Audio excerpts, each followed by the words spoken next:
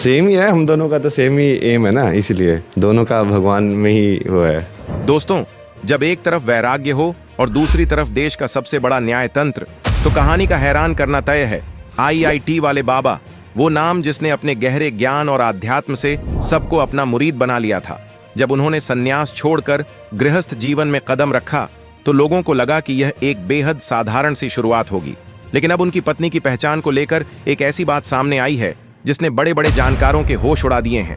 दावा किया जा रहा है कि जिन बाबा ने कभी मोहमाया त्यागने का संदेश दिया था, उनकी जीवन संगिनी कोई आम महिला नहीं बल्कि सीधे हाई कोर्ट की एक जज हैं। क्या वाकई कानून के इतने बड़े और सम्मानित पद पर बैठने वाली एक जज ने एक पूर्व सन्यासी को अपना हमसफर चुना है? आखिर इस चौंकाने वाले दावे के पीछे का असली सच क्या है और क्यों इस शादी को इतना रहस्यमयी माना जा रहा है? आज हम इस पूरी कहानी की गहराई में उतरेंगे और उस सच को सामने लाएंगे जो अब तक एक बड़ा राज बना हुआ है। तो बिना पलक झपकाए इस वीडियो को अंत तक देखिएगा। लेकिन आगे बढ़ने से पहले कमेंट्स में जरूर बताएं कि आप हमारी यह रिपोर्ट किस शहर या राज्य से देख रहे हैं। इस पूरी कहानी की तह तक जाने के लिए हमें सबसे पहले उस वैचारिक और आध्यात्मिक यात्रा को समझना होगा जिससे IIT वाले बाबा यानी अभय सिंह गुजरे हैं। भारतीय संस्कृति और प्राचीन दर्शन में मानव जीवन को एक बहुत ही व्यवस्थित तरीके से 4 आश्रमों में बांटा गया है: ब्रह्मचर्य, गृहस्थ, वानप्रस्थ और सन्यास। इन चारों आश्रमों का अपना एक अलग महत्व और अपनी एक अलग ऊर्जा है। सदियों से हमारी परंपराओं में यह माना जाता रहा है कि सन्यास का अर्थ जीवन से भागना नहीं है बल्कि जीवन को उसकी समग्रता में समझना है। प्राचीन काल में भी कई ऐसे महान ऋषि मुनि हुए हैं जिन्होंने अपने उच्च आध्यात्मिक ज्ञान के साथ साथ एक पूर्ण और सफल गृहस्थ जीवन भी जिया। अभय सिंह की यात्रा भी कुछ इसी तरह के एक गहरे वैचारिक मंथन का परिणाम है। जब उन्होंने अपने शानदार इंजीनियरिंग करियर को पीछे छोड़कर वैराग्य का मार्ग चुना था तो समाज ने उन्हें एक अलग चश्मे से देखना शुरू कर दिया था। समाज को अक्सर यह लगता है कि जो व्यक्ति एक बार वैराग्य के पथ पर चल पड़ा वह अब कभी आम मानवीय भावनाओं या पारिवारिक बंधनों की ओर नहीं लौटेगा। लेकिन अभय का यह नया कदम यह साबित करता है कि इंसान के विचार, उसकी चेतना और उसके जीवन की दिशा समय और परिस्थितियों के साथ विकसित हो सकती है। संन्यास से वापस गृहस्थी की ओर मुड़ना कोई भटकाव नहीं है बल्कि यह जीवन के एक नए अध्याय को स्वीकार करने का एक बेहद साहसिक फैसला है।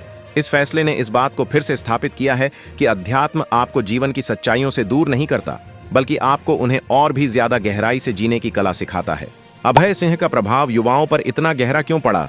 इसके पीछे का कारण उनका ज्ञान और उनकी वैज्ञानिक सोच है। उन्होंने भारत के सबसे प्रतिष्ठित संस्थान IIT मुंबई से एरोनॉटिकल इंजीनियरिंग की पढ़ाई की है। एक ऐसा दिमाग जो विमानन के जटिल सिद्धांतों और क्वांटम फिजिक्स को समझता हो। जब वह वेद, उपनिषद और ध्यान की बात करता है तो उसका असर बिल्कुल अलग होता है। उन्होंने कभी भी अंधविश्वास या खोखली परंपराओं को बढ़ावा नहीं दिया। जब वे महाकुंभ में दुनिया के सामने आए तो उनकी धारा प्रवाह, अंग्रेजी और तर्कपूर्ण बातों ने पढ़े लिखे युवा वर्ग को बहुत ज्यादा प्रभावित किया। वे युवाओं को यह समझाने में सफल रहे कि अध्यात्म कोई पुरानी या रूढ़िवादी चीज नहीं है बल्कि यह माइंड मैनेजमेंट और खुद को अनुशासित करने का एक बहुत ही उन्नत विज्ञान है।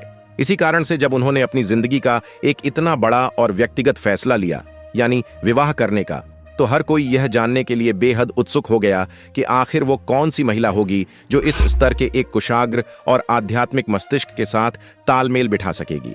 एक ऐसा व्यक्ति जिसने विज्ञान और दर्शन दोनों को जिया हो, उसकी जीवन संगिनी का चुनाव यकीनन बहुत ही खास और बौद्धिक रूप से समृद्ध होना चाहिए। इसी उत्सुकता के बीच जब उनकी शादी की तस्वीरें सार्वजनिक पटल पर आईं, तो पूरी दुनिया का ध्यान उनकी पत्नी प्रतीका पर केंद्रित हो गया। भारत एक विविधताओं से भरा देश है और यह विवाह इस विविधता का एक बहुत ही खूबसूरत उदाहरण बन गया है। अभय जहां उत्तर भारत के हरियाणा से संबंध रखते हैं, वहीं प्रतीका दक्षिण भारत के एक बहुत ही समृद्ध और सांस्कृतिक रूप से संपन्न राज्य कर्नाटक से ताल्लुक रखती है। प्रतीका कोई आम लड़की नहीं है, वह एक बेहद सुसंस्कृत, आधुनिक विचारों वाली और उच्च शिक्षित महिला है। अभय की ही तरह प्रतीका भी इंजीनियरिंग के क्षेत्र से जुड़ी हुई है। आज के इस दौर में जब महिलाएं विज्ञान, तकनीक, इंजीनियरिंग और गणित के क्षेत्र में अपना परचम लहरा रही हैं, प्रतीका उसी सशक्त महिला वर्ग का प्रतिनिधित्व करती है। इस विवाह में सबसे खूबसूरत बात यह है कि यह केवल 2 परिवारों का नहीं बल्कि 2 समान बौद्धिक स्तर वाले व्यक्तियों का मिलन है। एक रिश्ते की सफलता के लिए वैचारिक समानता का होना सबसे ज्यादा जरूरी होता है। प्रतीका का तार्किक नजरिया और अभय का वैज्ञानिक आध्यात्मिक नजरिया दोनों मिलकर एक बहुत ही मजबूत और संतुलित जीवन का निर्माण करते हैं। तस्वीरों में प्रतीका की सादगी, उनकी सहज मुस्कान और उनके व्यक्तित्व की गरिमा यह साफ दर्शाती है कि वह अपनी जिंदगी के इस नए सफर के लिए पूरी तरह से तैयार और खुश हैं। अब सवाल यह उठता है कि जब सब कुछ इतना शांत, सकारात्मक और पारदर्शी है, तो फिर इंटरनेट की इस अंधी दुनिया में इस तरह के भ्रामक और बड़े दावों की उत्पत्ति कहां से होती है? जब से अभय और प्रतीका की शादी हुई है, तब से प्रतीका की पहचान को लेकर एक अजीब सा मनोवैज्ञानिक खेल खेला जा रहा है। डिजिटल दुनिया में लोगों का ध्यान खींचने के लिए कुछ लोग हमेशा विरोधाभास और अत्यधिक सनसनी का सहारा लेते हैं। कुछ समय पहले एक बहुत बड़ी अफवाह उड़ी थी कि प्रतीका भारतीय नौसेना में एक उच्च अधिकारी हैं। जब लोगों ने तथ्यों की जांच की और वह दावा हवा में उड़ गया, तो ध्यान भटकाने के लिए एक नई और पहले से भी बड़ी कहानी गढ़ दी गई।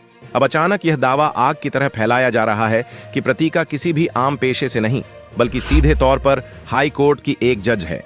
इस तरह की अफवाहें आखिर क्यों इतनी जल्दी फैलती हैं? इसका कारण है मानव मनोविज्ञान। लोग हमेशा ऐसी कहानियों की ओर आकर्षित होते हैं जो आम जीवन से बिल्कुल अलग हों। एक तरफ एक पूर्व सन्यासी जिसने सांसारिक मोह त्याग दिया था, और दूसरी तरफ न्यायपालिका के सबसे ऊंचे, सख्त और सम्मानित पद पर बैठी एक महिला जज। यह एक ऐसा विरोधाभास है जो किसी भी आम इंसान को अपनी ओर खींच लेगा। लोगों को यह बिल्कुल किसी फिल्म की कहानी जैसा लगने लगा। लोग इस खबर को बिना जांचे परखे इसलिए शेयर करने लगे क्योंकि उन्हें इस बात में एक अजीब सा रोमांच महसूस हो रहा था। उन्हें लगने लगा कि शायद इस शादी के पीछे कोई बहुत बड़ा कानूनी, राजनैतिक या अत्यधिक प्रभावशाली कारण है जो दुनिया से छुपाया जा रहा है। जब भी किसी व्यक्ति के नाम के साथ हाई कोर्ट की जज जैसा अति संवेदनशील और अत्यधिक सम्मानित पद जोड़ा जाता है, तो यह केवल एक गॉसिप नहीं रह जाती। यह देश के न्याय तंत्र और उसकी गरिमा से जुड़ा एक गंभीर विषय बन जाता है। एक जिम्मेदार नागरिक और एक तथ्यपरक न्यूज प्लेटफॉर्म होने के नाते यह हमारा कर्तव्य है कि हम इस दावे की गहराई से और तार्किक रूप से चीर-फाड़ करें। भारत की न्यायिक प्रणाली और हाई कोर्ट के जजों की नियुक्ति की प्रक्रिया को समझना बहुत जरूरी है। यह कोई ऐसी प्रक्रिया नहीं है जो रातों रात या बंद कमरों में होती है। हाई कोर्ट का जज बनने के लिए एक व्यक्ति को कानून के क्षेत्र में दशकों का अनुभव, बेदाग करियर और अत्यधिक वरिष्ठता की आवश्यकता होती है। यह प्रक्रिया भारतीय संविधान और सुप्रीम कोर्ट के कॉलेजियम सिस्टम के तहत बहुत ही पारदर्शी तरीके से पूरी की जाती है। भारत के हर राज्य के हाई कोर्ट के जजों की पूरी सूची, उनका नाम, उनका पूरा प्रोफाइल और उनका पिछला अनुभव आधिकारिक वेबसाइट्स पर पूरी तरह से सार्वजनिक होता है। अगर भारत के किसी भी हाई कोर्ट की कोई महिला जज शादी करती है, और वह भी IIT वाले बाबा जैसे देश भर में मशहूर एक आध्यात्मिक व्यक्तित्व से, तो क्या यह बात किसी से छुपी रह सकती है? यह एक ऐसी घटना होती जो देश के हर प्रमुख समाचार पत्र के पहले पन्ने की खबर बनती। यह किसी भी हालत में एक राज या कोई वायरल दावा बनकर इंटरनेट के कुछ कोनों तक सीमित नहीं रहती।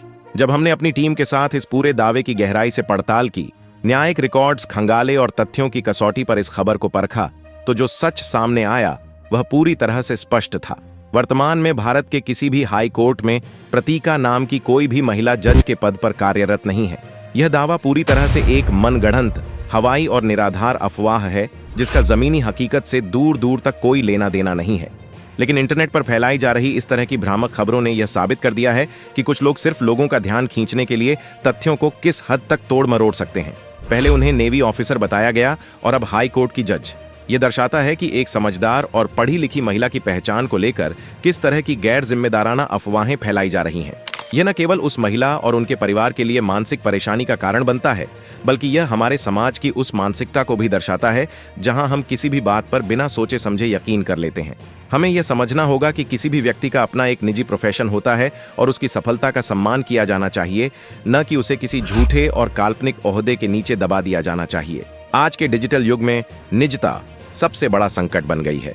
किसी के मशहूर होते ही लोग उसकी निजी जिंदगी को सार्वजनिक संपत्ति मान लेते हैं।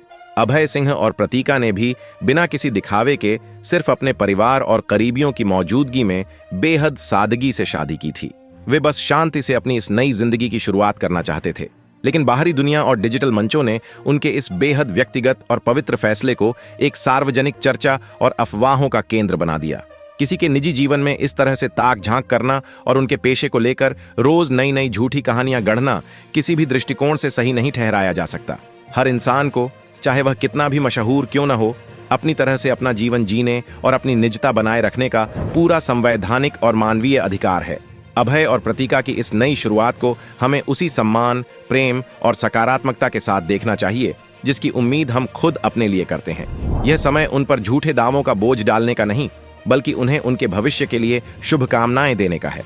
तो दोस्तों, आपको क्या लगता है, किसी के भी निजी जीवन को लेकर इस तरह की झूठी और बड़ी अफवाहें फैलाना क्या सही है? एक सभ्य समाज के रूप में हमारी जिम्मेदारी क्या होनी चाहिए? अपनी बेबाक राय और अपने विचार हमारे साथ कमेंट्स में जरूर साझा करें। अगर आपको हमारी यह सच्ची पड़ताल पसंद आई हो तो वीडियो को लाइक और शेयर जरूर करें। ऐसे ही प्रमाणित किस्सों के लिए चैनल को अभी सब्सक्राइब करें। मिलते हैं अगली वीडियो में। जय हिंद।